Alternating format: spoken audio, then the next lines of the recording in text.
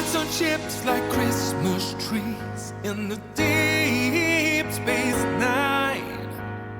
They roam the universe in the starry night. Jingle bells across the star, goon swarms so bright through the cosmic seas. They say if that's just what they cry. Merry Christmas, moon spawn, in your fleet so grand, sailing through the galaxy, a united band in the cold expanse of space. You'll find your holiday cheer. Merry Christmas to all you and the foreign need. Together in the vast unknown, they find their Christmas bliss. In a world of Eve, it's a moment not to miss. Underneath the space station tree, gifts are shared with joy, plans and strategies for battle, like children with no toy. Merry Christmas, moon spawn, in your fleet so grand, sailing through the galaxy, a united band in the cold expanse of space. You'll find your holiday cheer. Merry Christmas to all you and the foreign need. In the silence of the void, their laughter rings out so clear, celebrating Christmas with those who they hold dear. Across the universe, their message is heard. Peace and joy to all, in every word. Merry Christmas, moon spawn, in your fleet so grand, sailing through the galaxy, a united band in the cold expanse of space. You'll find your holiday cheer. Merry Christmas to all you and the foreign need.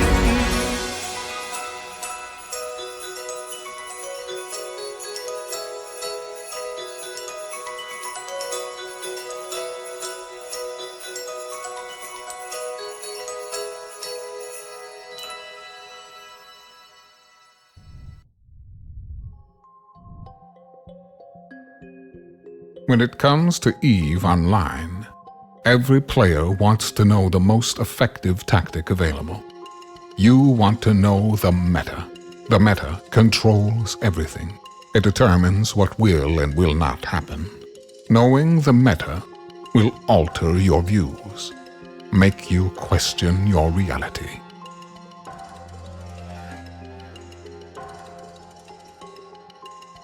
It might even make you laugh. And now, you're part of it. You're watching The Meta Show.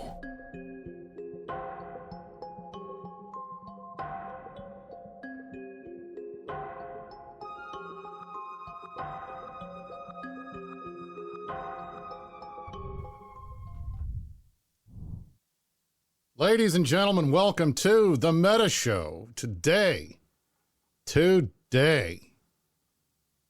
is Christmas Eve, December the 23rd, 2023. I am here. Brisc is actually on the show for a change. Merry Christmas. Happy New Year, everybody. Mark and I had a contest to see which of us looked more like Santa today, and I think it's obvious I'm going to win. Yeah, I mean, yes. Okay, listen. Of course you were going to win. I have the appearance of like a younger, like just out of school Santa. Oh, more who's virile like Santa. The beginning, okay, the beginning of his Santa adjacent journey, and you're like the Santa who's been at the grind for like 700 years. He's still kicking.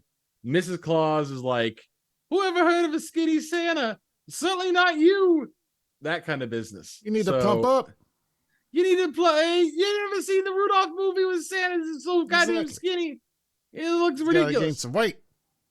So no, it is not a contest. I never thought it would be a contest. Not nearly enough gray in this beard, though it's getting there. I promise. Not it is. Nearly it is getting well, there. I mean, that's what the CSM does to you. I didn't look like this before 4 years of the CSM, Mark. That is true, and it's horrifying. But even, Merry Christmas to all. Merry Christmas, Asher. Who's the voice for that intro? Who does it sound like? I mean, think about it. Come on. Anyway, ladies and gentlemen, today is the first episode of season 5 of the Meta Show. What does that mean? Well, when I took over as co-host of the Meta Show in the year of our Lord 2019, we started over. We rebooted like every other show that decides it's going to reboot and start over.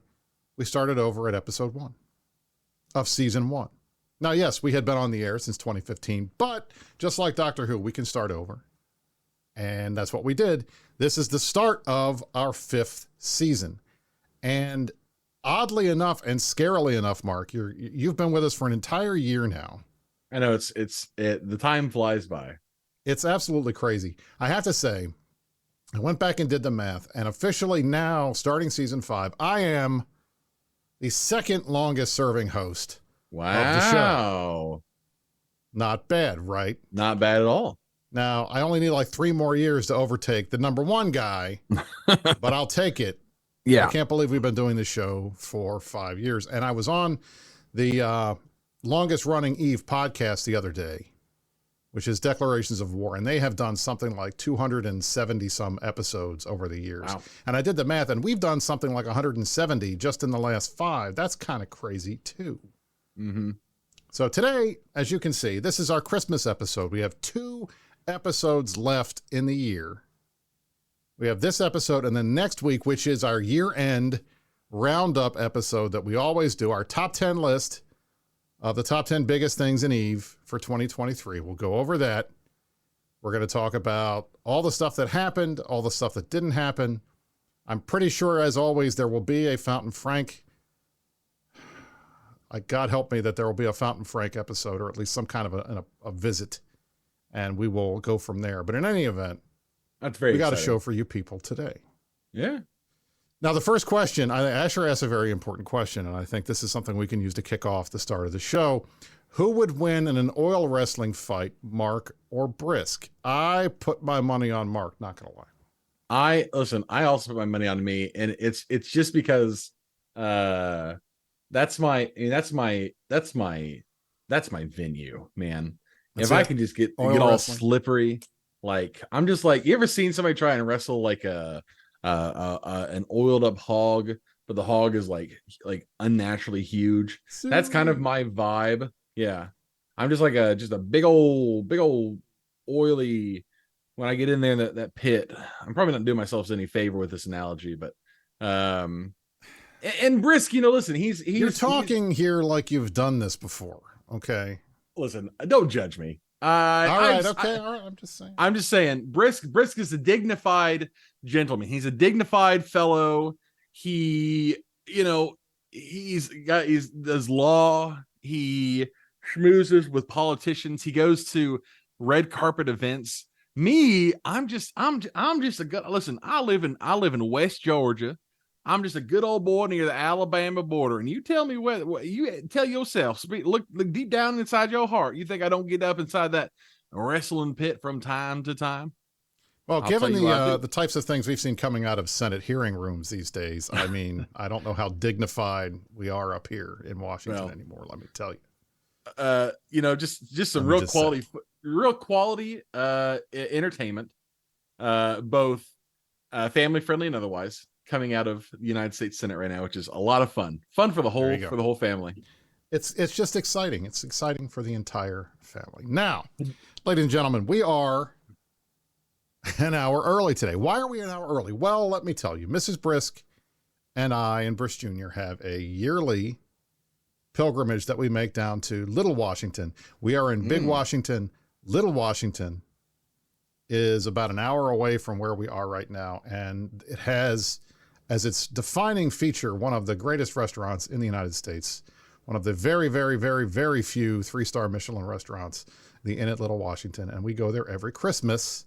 Wow. As one of our Christmas presents to each other, which is very nice. So we have a dinner at 6, and it takes an hour to get there, and Mrs. Brisc wants to go shopping in the shop. So we had to start the show an hour early today because we could not miss another episode. And God knows the last thing we need is another Mark episode talking about wormholes, because that's just so interesting. Yeah, that's right, bitch. The last couple of weeks have been all Mark, baby. I have a question, and I wouldn't know anything about this because, like I said, I am just the lowly proletariat, unlike you fancy bourgeois types. How hard is it to get into a 3-star Michelin place? One of the only 3-star Michelin places in the United States. It is not easy. Yeah. But it's the hardest part is the. Yeah, I think it is probably expensive. that. But I mean, these places usually have wild wait lists, right? I mean, you're talking right. months. Well, I mean, in that's advance. why Mrs. Brisc is very good about trying to get there 6 months early and make sure. And we've been there a bunch of times, so they know us. So it's not like we've never been there. But it's like, I'll tell you, Lord, they do not put government cheese on the meal. Sadly, I wouldn't mind that. That's pretty good. Okay. Whew, So anyway, that's what we're going to be doing. I got the vapors. That's what we're going to be doing. That's why we had to start the show an hour early. So I'm sorry if for those of you who show up at 4 o'clock today expecting the Meta Show, you're going to have to listen to the VOD. Sorry, dude. All right. Now, first thing that happened this week that I want to talk about is, and we'll go to our top story because I know it's goofy, but we're just going to say the top story of the week is we got our stats from CCP. Yay. Yay.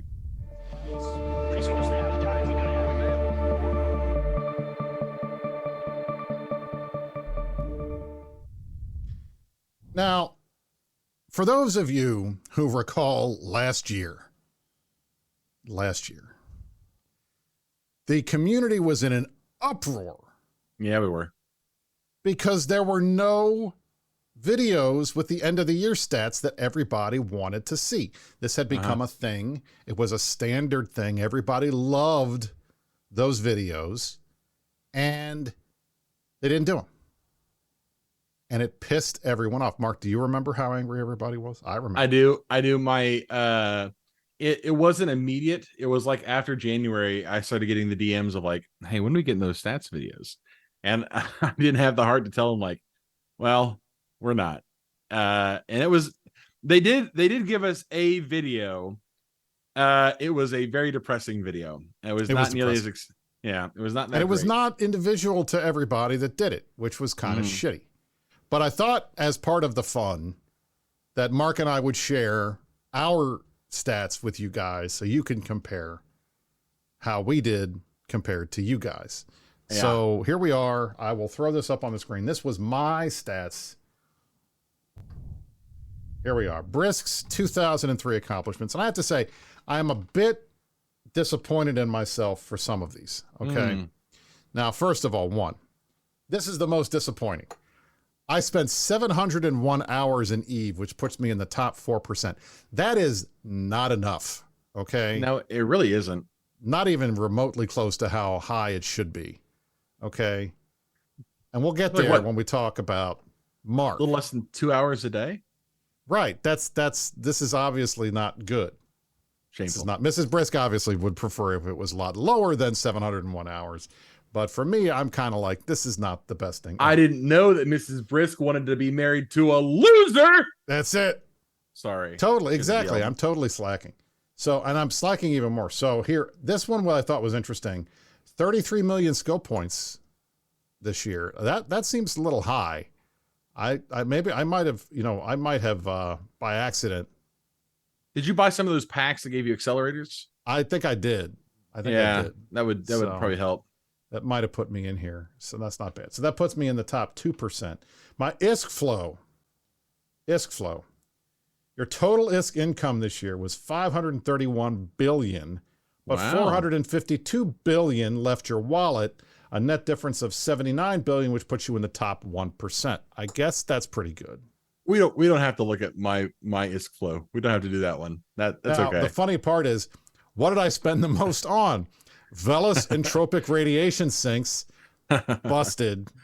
What for Kiki's? So what was doing is Merkelchen and I, we are boat racers. When we say boat racers, what we like to do is we like to fit out the most ridiculous Triglavian ship fits we possibly can, and then go see who can get top damage on the most towers. And I was rolling Velos and Tropics to try to get good abyssal rolls on those. So that's what I was doing. So that's why. Wild. And I made the most from selling Plex. No shit.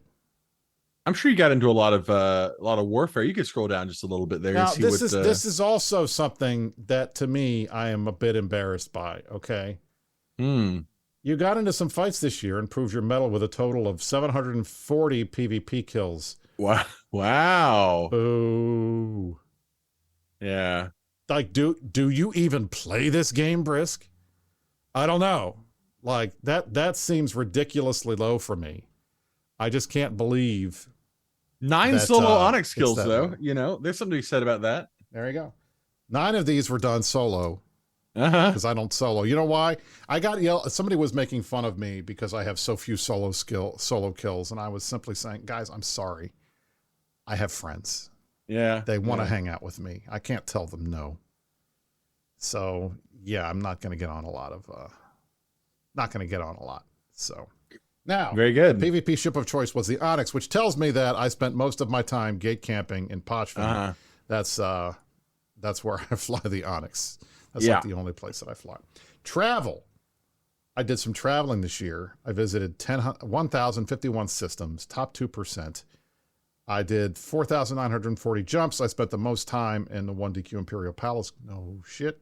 How many times were you killed? It doesn't say how many times I was killed. That would have been a better stat for them to put on here.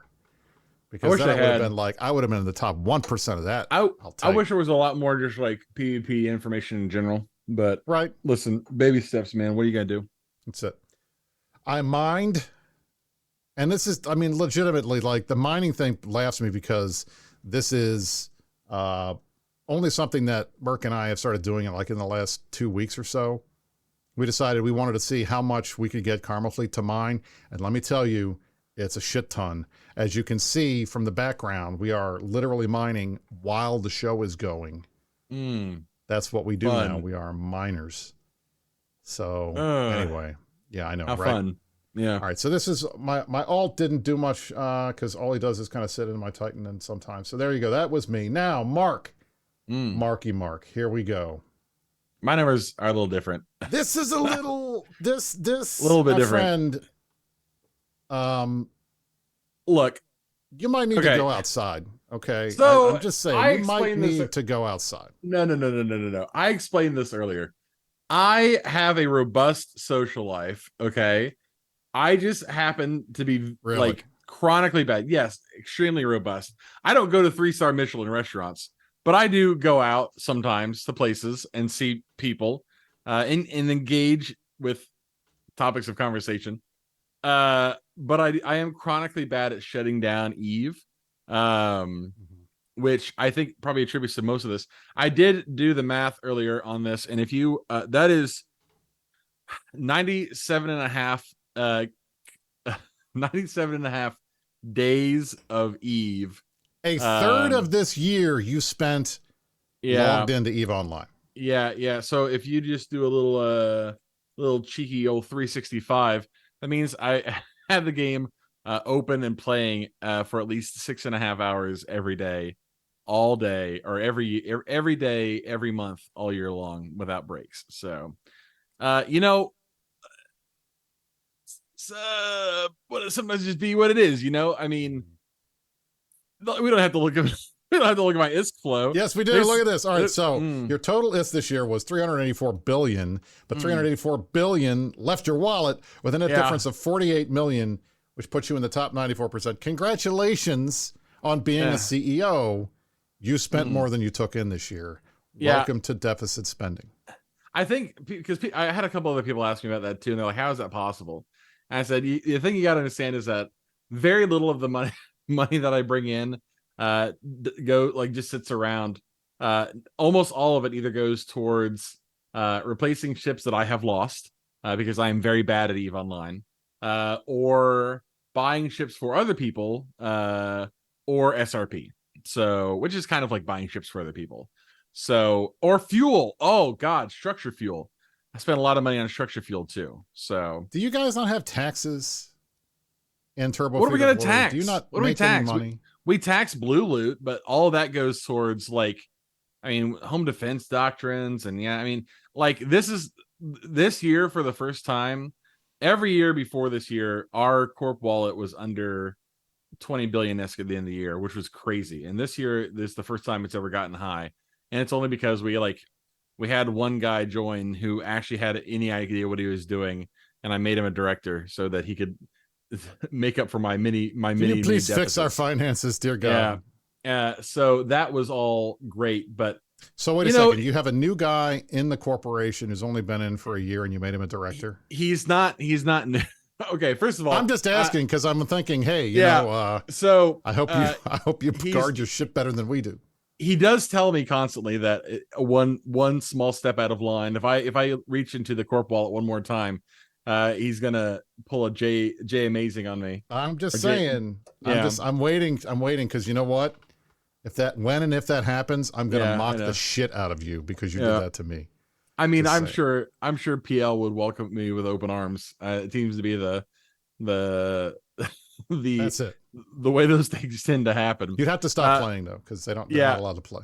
But no, I was actually surprised how much money I spent, because I didn't feel like it was that much, that much ISK. But, and actually that's not even a true indication, because I also got paid for working the Alliance tournament this year.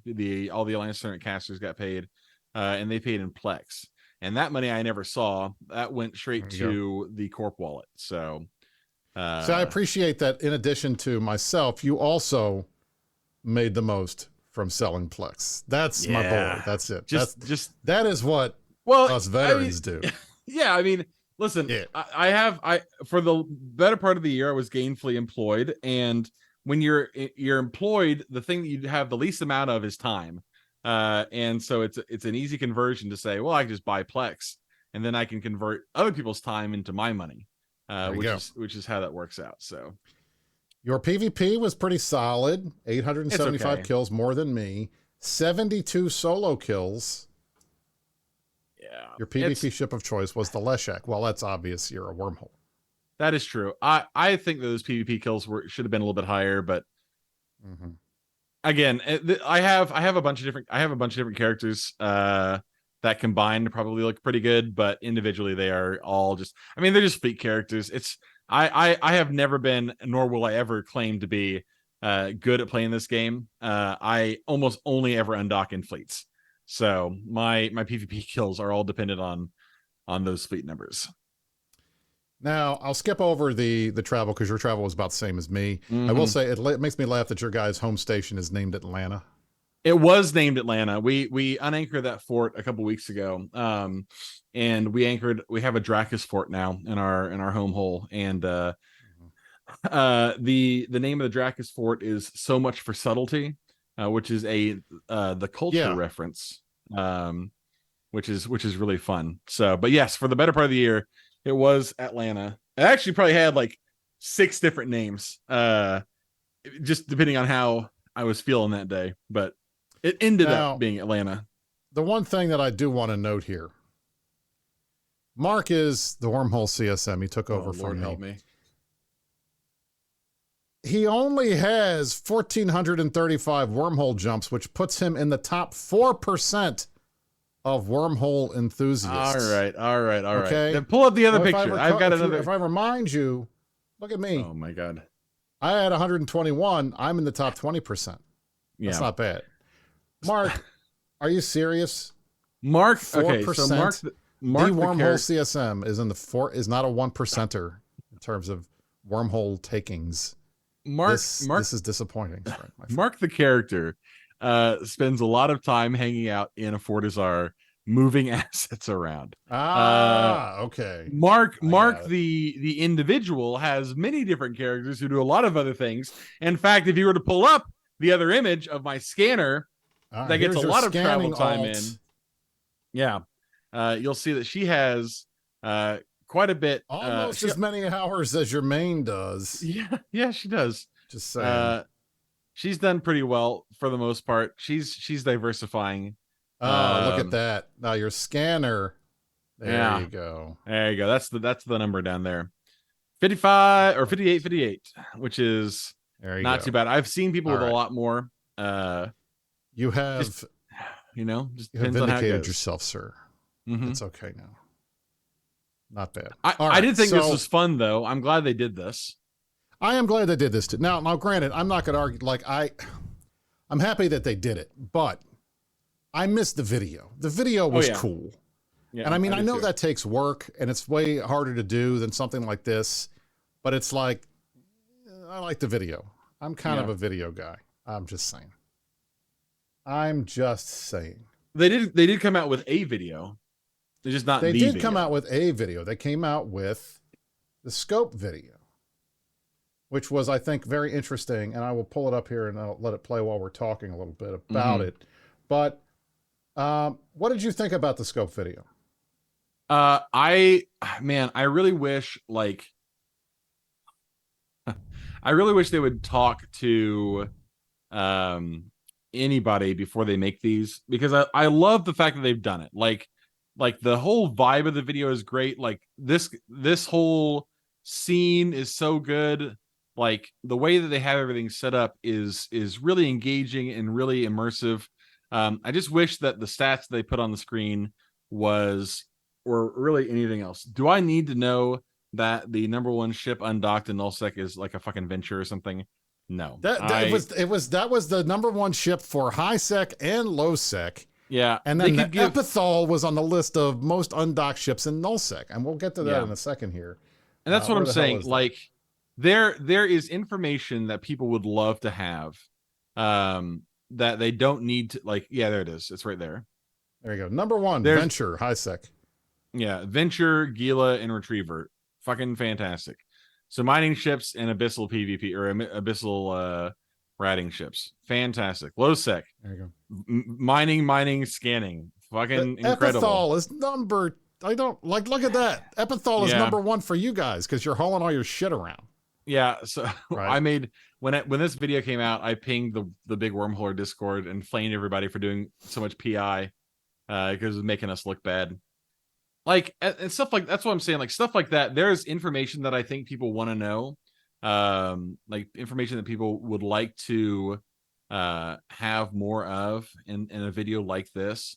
And they just do such a, it's just like, it's very bare bones. It's like very top, like, oh, what are the top 3 ships? Okay, here are the top 3 ships. Well, that doesn't tell us anything. That's not interesting.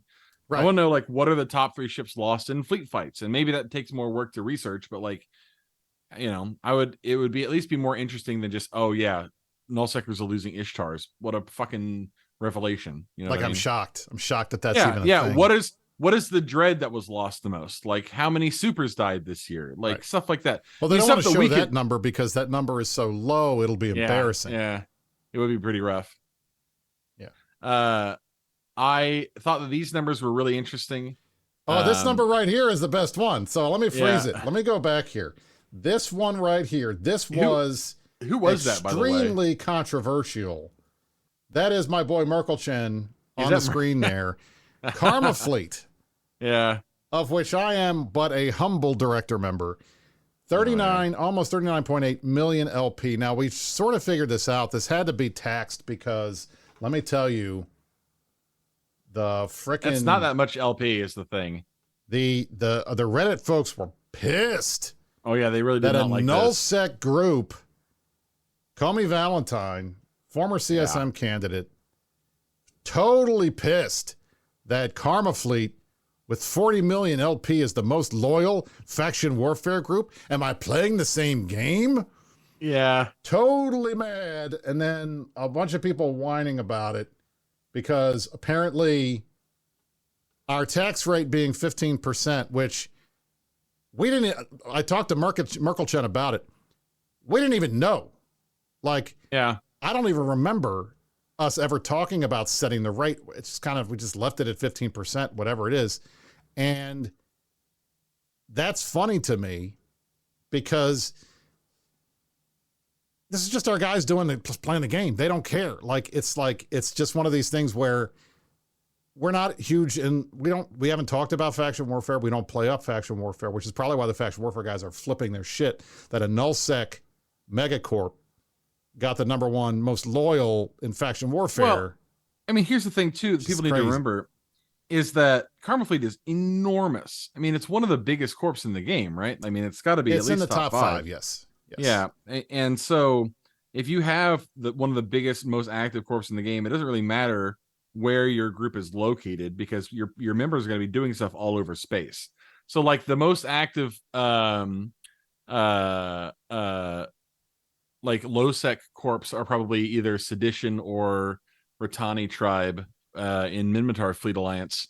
And both of those groups, while they are very active in the war zone and very active in faction warfare, I mean, they have hundreds of members compared to the thousands that Karma Fleet has. So right. It's just one of those where like, it just is what it is. I mean, right. And that's the thing. Even the largest of the farming bot groups in faction warfare, even the largest of the legitimate faction warfare groups, have fewer members than our standing fleet has on any day of the week. Yeah. And that's just the nature of it. So I'm sorry to the faction warfare role-playing people who are upset that Karma Fleet had the highest number of, or at least the highest very funny rate. Yeah. It's very funny. I'm sorry that you guys were upset. Sorry, not really at all. I was gonna say, I'm pretty sure you're not sorry. Not. Yeah. Merry Christmas, though. Get good. Right. What else we got? Right now. So the only other thing I wanted to talk about was there was one other thing that happened this week that I thought was kind of funny. And I just want to point out, and I'll bring this up on the screen briefly. The player counts over the last couple of weeks have been pretty freaking good. Now it is Saturday. Oh no. 2038 Eve time. Almost 4 o'clock Eastern in the US. It is primetime EU. And there are 30,574 folks playing Eve right now. That is freaking amazing. Okay. How many are there? 30,574. Not bad. That would have been half just last year. Yeah. Half of just last year. And it's amazing to me that thanks to just two expansions that focused on areas of the game that hadn't been focused on for a while, and suddenly, boom, everybody wants to play again. And that's even with them not fixing the big boogeyman of scarcity, which is still out there. It's crazy to me, and it makes me very happy to see that we have so many people logging in and playing the game. But oh, no. There was a slight bit of controversy on Reddit, and you can see it in the background here. And this is something anecdotally that we have noticed, that Horde seems to be having problems getting folks to join their fleets. And it's kind of funny. And you can see in this one here, you've got Zigga, Mr. Unlucky. Numbers are terrible. Let's go. You've got Warspite, well, who I understand is one of the meaner of the FCs in Horde, complaining about not having enough people. You've got Mira, you've got other people saying, oh, we don't have enough folks. Gobbin saying, max dudes, fight to be had, jump clone. We couldn't get enough dudes to take the fight, so get the fuck in here. We need numbers, things like this. The number of pings that they have been pushing out to their members to get them in fleets has grown exponentially. Something seems to be happening in Horde right now, and it seems like maybe they've all decided to go play Path of Exile or something else. Oh my. I'm just saying. It's weird. And now to be fair, these guys, they explained a lot of things in here, namely, it's Christmas time. Why would you expect, it's December. Why would you expect people to spend time playing the game in December? And it's just everywhere. What's going on? Like, love the Reddit PvP, but there was about 5 fleets today with 50 plus. 5 fleets in Horde of 50 plus. Let's look over here again. Let me just pull this up.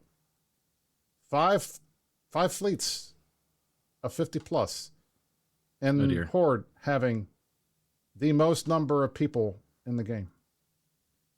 Second most to us. There you go, because we've been recruiting quite a bit. Here's Horde number 2. 39,605 members. And they're bragging about having 5 plus fleets in a day that each had 50 people in them. Mark, I bet you guys could probably get 5 groups of 50 in a day. I'm just saying. Listen, I'm not, boy, howdy. I have to work with these people, Brisc. I know, but that doesn't mean I'm not going to throw you on the spot. Deal with it. So here's, I think this is 2 things. 1, it is the holiday season. That part is true. That is true. 2, if some of the issues that have been raised or brought up about some of the FCs like Warspite are true. I don't know. I mean, everybody has been in a fleet with an absolutely caustic FC before. I had the distinct pleasure last week of being in a fleet with what effectively was 3 very, very good FCs. Those being Artanis Talendar, Kasich Cook, and Michael 1995 of Laserhawks in the big wormhole thing that happened last weekend. And that was a great experience. Everybody has had less than great experiences, and there's nothing that drives people away from fleets, in my experience, like even knowing that they're going to be diving into what is effectively a feed. If you're going to be doing it with an FC that is like cool and chill and not a huge prick, like, yeah, I think a lot of people will take that anyway. So if that's true, that's problematic because that will absolutely drive people away from your fleets. And the other thing too is, and I don't know anything about, I want to preface this by saying I am an ignoramus. I am just a layman.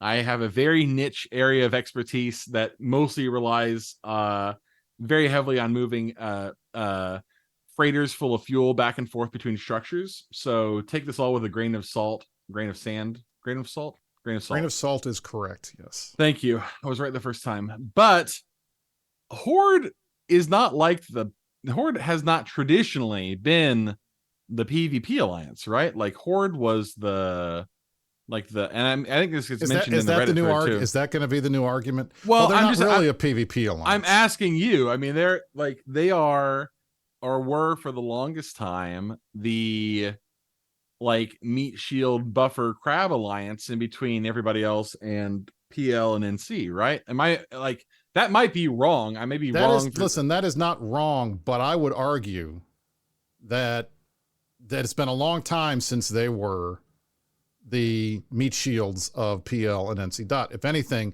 NC Dot and PL are the meat shields for Horde now. That's fair. And if you look at any of the numbers, like if you pull up Zkill, and I could do it now, but I want to talk about this screen before we go anywhere else. You look at Zkill, #1 alliance in the game in terms of PvP kills is Horde. Yeah. Top 5 corporations, Blessed Beans in the top there, just right like with Karma Fleet. So these guys are out fighting. They PvP. It's just weird to me that at least, and I'll tell you, I've been on a couple of fleets this week where we were pinged out. Horde's forming. We know they want to contest this.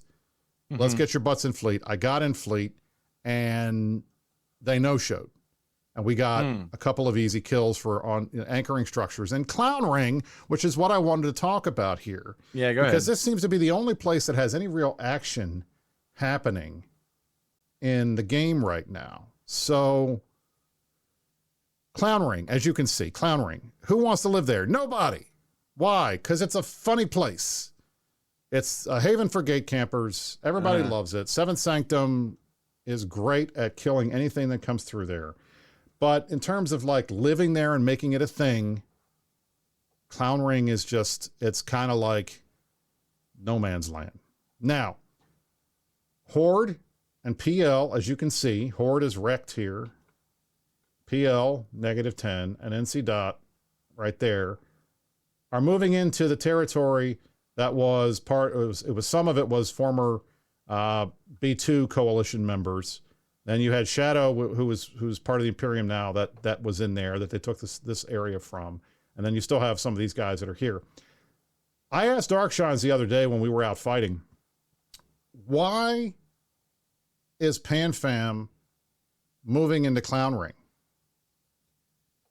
And what he told me was, lol, no idea. But he said essentially it seems to him that this is some kind of just a content kind of thing where they're bored. So we'll just go and toast this thing.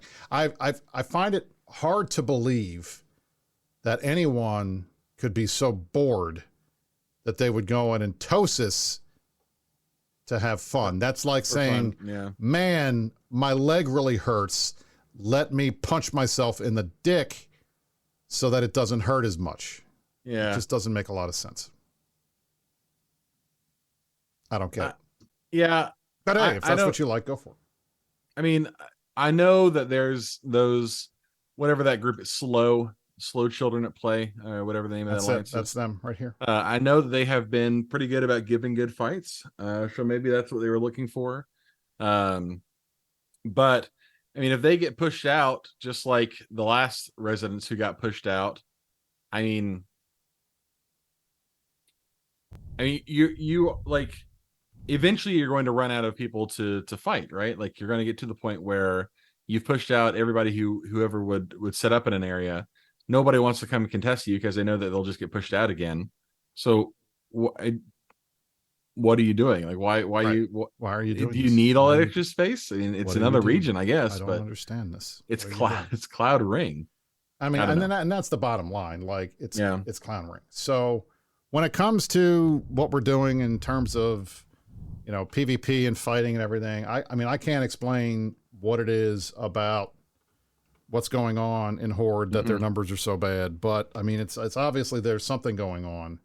This is a thing, and it's something we should probably keep an eye on because, you know, hey, you know, when you see major groups start having trouble filling fleets, even in a relative amount of peacetime, that's kind of the thing where you start saying, oh, interesting. Is now the time where we come and fuck with you? I don't know. Now, obviously, this is not a future plans thing because we don't talk about future plans on the Meta Show, but maybe it's only time. Maybe they only are the current vulnerable. meta. Maybe it's where we should go and mess with them. I don't know. I'm just saying. I will say, in all seriousness, and this is really true of everybody. If there's any group out there who is like having a hard time getting people in fleets, I would recommend to those leadership groups, this is probably something a lot of them already know, like, really do take a look at your fleet commanders. Like, this is real shit. It is so much harder to get people in a fleet if the FC is just dog shit. And I don't mean dog shit at like the game. There have been like an asshole. Just a huge asshole. And I don't mean like an ass. Like, there have been plenty of FCs who are assholes, but who are like assholes in an entertaining way, and people still show up for their fleets because it's like, what's he gonna do next, right? But like, some of these FCs, man, are just like fucking just not. And I don't want to pretend like I am a good FC because I am not. I am a C tier level anchor at best. But I've been in a lot of fleets and I've seen a lot of FCs, and the FCs who are just like chill and very cool and like aren't gonna fucking lose their minds when people don't bring more than 2 fucking dictors. Like, I mean, this is what it is, man. People do not like, no one's gonna stick their hand in fucking dictors. No one's gonna stick their hand in a bear trap willingly if they know that the bear trap's gonna snap shut, right? So like, I don't know. I am sympathetic to stuff like this, but I think it just has an easy solution. We have a little bit of breaking news that just came down on the wire about half an hour ago. So let me throw this up here and we'll talk about it live. What do we? The TTT. Gobbins has announced an update that the TTT will be shutting down their industry aspects, and they will focus solely on their market stuff beginning in January of 2024. Here's what Gobbin says. He says, the TTT is currently providing two services, the market service and industry manufacturing research and reaction service. Everything outside the market makes little profit and requires extra effort to defend, so we've decided that only the market is worth keeping in operation. The non-market parts of the TTC will shut down at the end of January. Only the market and cloning services will remain operational after January. And then he goes on to say, don't install any new industry jobs. The structures are likely to be unanchored. They'll focus on the market Satoyo and maybe a backup. They considered selling the extra Satoyos to people that wanted to keep running them, but we have no way to ensure the buyer won't simply put them into abundance to force assets to drop. So that option was ruled out. So I would do that. That's pretty big news, let me tell you. So again, I feel like the poor TTT has had a rough year. And I think when we talk about, the top things that have happened in EVE in 2023, the loss of the TTT Keepstar was obviously one of those. Like, that was a big deal. Mm-hmm. And I think that talking about them moving completely out of the industry business, which was one of their big things back in the day. It was supposed to be a soup to nuts kind of market, industry, reactions, everything, so that you had ways of going and using top tier facilities that had low tax rates everywhere to build your stuff, to market your stuff, to all that kind of thing. It was great.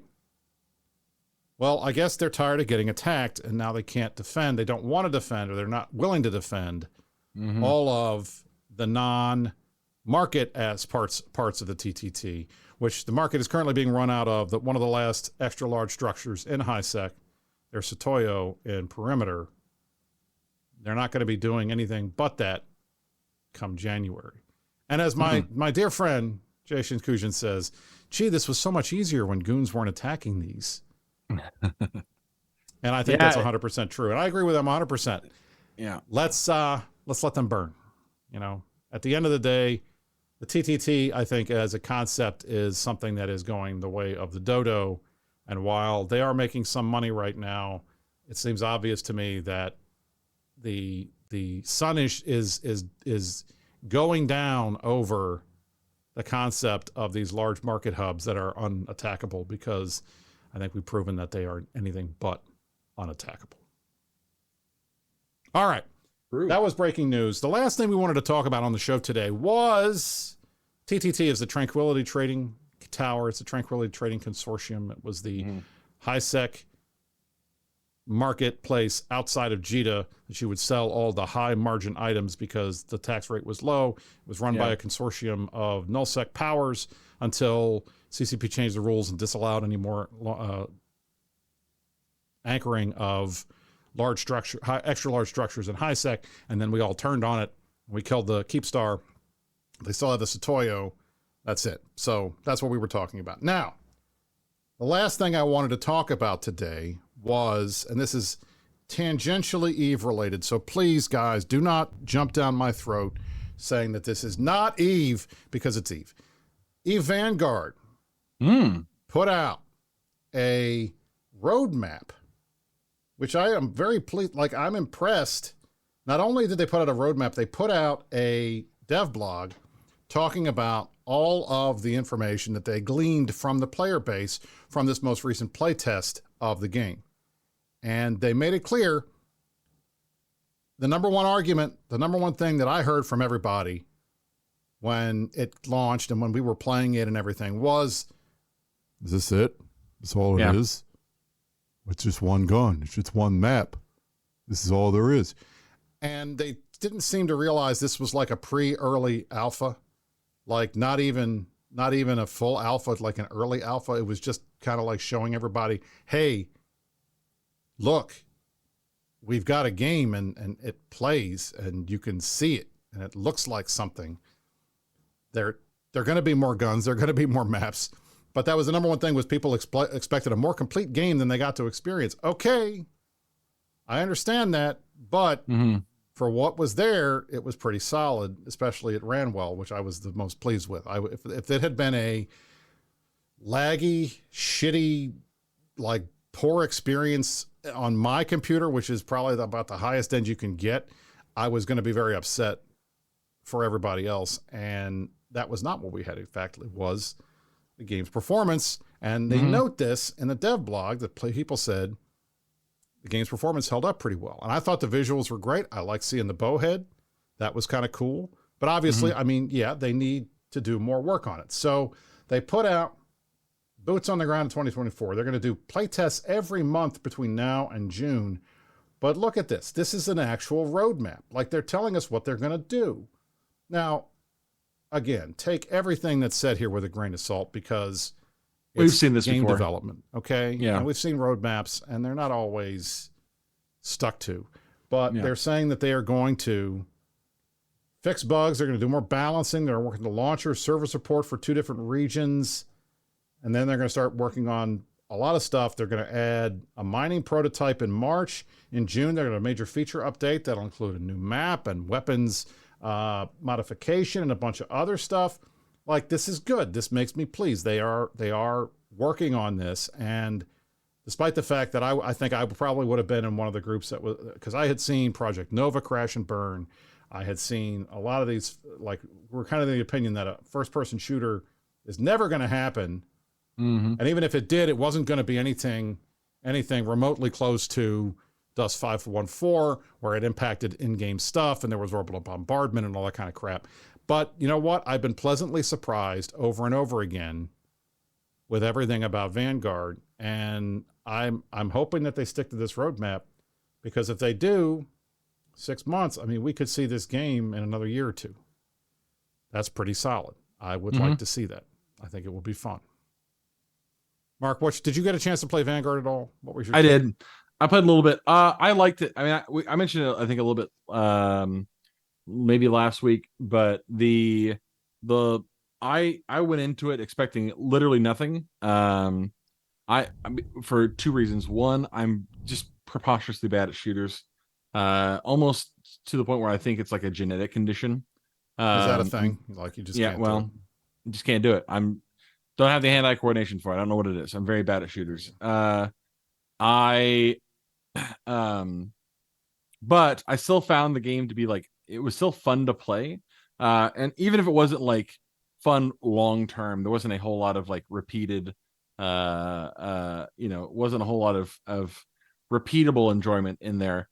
I thought that I've played bad games before where the controls just feel really horrible. And it just is not a fun experience even to pick up the controller and play.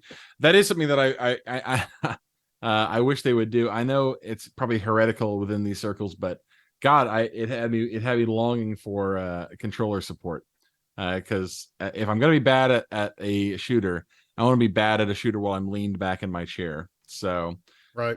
But I was impressed. I mean, I enjoyed it significantly. I mean, it was not a, it wasn't anything out of this world, but and I've said that for a long time, I don't think it needs to be anything revolutionary. I just think it needs to be a solid shooter set in the Eve universe that people who are in this community or adjacent to this community can get a real, can get something out of while they're not playing Eve. So if you can, while you're in the middle of a fleet just sitting there doing nothing, open up Vanguard and play a couple rounds of Vanguard and do something and have some kind of achievement there, that is what I think the game needs to be. Something for players in Eve to do when Eve is boring, because there's a lot of time in Eve where it is very boring.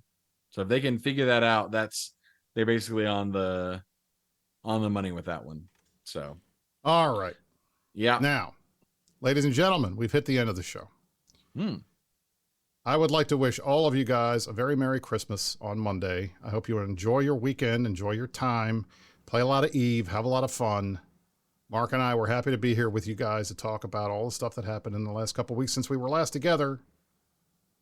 Mark, do you have any Christmas wishes that you'd like to pass along to our viewership? I don't want to get like too sappy about it, because it seems like the thing to do is just get like real emotional at the end of the year and thank everybody for everything, and so I won't do that. I will say though that 2023 has been kind of a weird year, and the last couple of years have been trying, I think, for a lot of people. But the fact that Eve and this community and the people who are in it have been such a constant has been a source of deep comfort for myself, and I know a lot of other people as well. So from all of us over here at the Resurrectus family, to all of you out there, all of you good little worm babies, and the rest of you as well, Merry Christmas, Happy Holidays. Make sure to get properly schwasted at your family gatherings. I certainly will, and have a good one. Likewise, for all of you out there, no matter where you are, no matter what group you're in, Merry Christmas from the Meta Show. We will see you all next week for our final episode of 2023, our year in review episode that we do every year. Thank you all for watching. Sorry it was an hour early. I'm going to dinner. You stay classy, New Eden.